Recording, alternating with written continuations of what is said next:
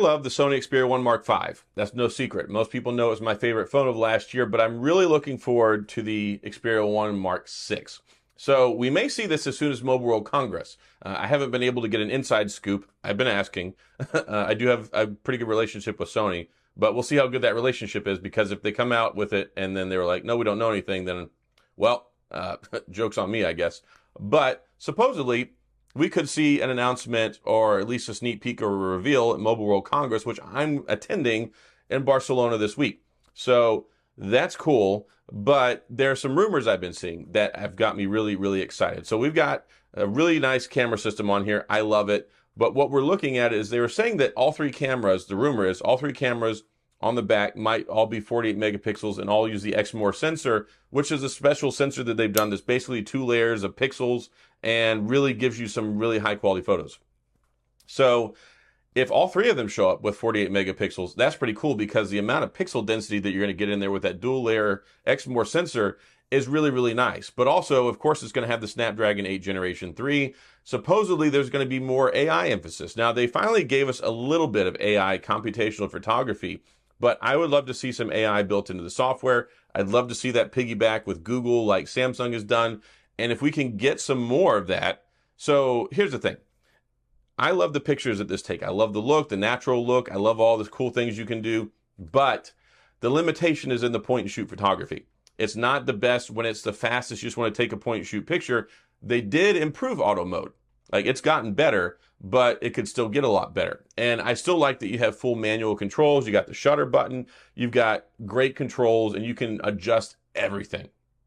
It's basically like having a DSLR in your pocket. So if we can get a better auto mode to where for normal folks who don't want to spend all that time and don't want to go in and try and get that custom shot every time, having a great point and shoot auto mode would be insane, because you get great point and shoot, but then you have full manual controls. And if we get 3 48 megapixel sensors on the back, all the Exmor sensor and the Snapdragon 8 Generation 3, I think we're primed for success. And that would be great. I think anybody who loves the Sony phones would be excited about that. And if they're going to announce or bring this out at Mobile World Congress, that would be a good indicator it's going to come out early in the year, like earlier in the year. Normally, they make an announcement around like May, June timeframe, and then it comes out a couple months later. And last year with the Xperia 1 Mark IV, it was like, what, 4 or 5 months before it came out in the United States. It came out in Japan first. And this go around, it was like 3 or 4 months, so it was a little bit faster. But let's say, theoretically, we get an announcement at Mobile World Congress. If it shows up in April or May, that would be the earliest launched ever, the shortest launch time ever. And that's been one of the criticisms. Like, a lot of folks are like, hey, we really need to get these phones out there faster. Like, it's cool when you announce them, but then if we can't get it till 3, 4, 5, 6 months later, you know, that's kind of frustrating. And I'm also waiting to see if we get a Pro i2. I couldn't get my hands on the Pro i. I'm hoping to get my hands on a Pro i2 if and when it comes out, because I've heard rumors about that as well. So I was kind of expecting the Pro i2 to get announced at Mobile World Congress, and then we would see the Xperia 1 Mark VI maybe around May, June timeframe. But if the Mark VI or the Pro i2 or even both get announced or shown off at Mobile World Congress, that would be huge. That would be unprecedented for Sony, and I don't want to get anyone's hopes up because it's all rumors. It's like, I don't know, but I'll be there. So if it does show up, then hopefully I'll get to do some looking at it, get some hands-on time, and then hopefully I can follow up with Sony and get them to send me a review unit. I was really excited this last year because they did go ahead and send me an early review unit, and I was able to get it a couple of months before it even came out in the States. So I was able to make a lot of content and share a lot of videos and my thoughts on the phone early, even before the pre-orders were available. So if I can get my hands on one early, then that would be great too. So I'm going to do my best. I'm going to put on my investigative cap. I'm going to go talk to Sony, and I'm going to go see what I can figure out while I'm at Mobile World Congress. But just those certain things, if we get better AI, if we get better computational photography for auto mode, if we get new camera sensor on the back, have 3 of them across the board, Snapdragon 8 Generation 3, Android 14, man, I think that the sky will be the limit with this phone. And as much as I love the Xperia 1 Mark V, those things would really push me over the edge to, of course, get the Xperia 1 Mark VI. And I hope we see a price drop. Now, the Xperia 1 Mark IV was, what, $15.99? And then, let me see here. Try and fix the focus.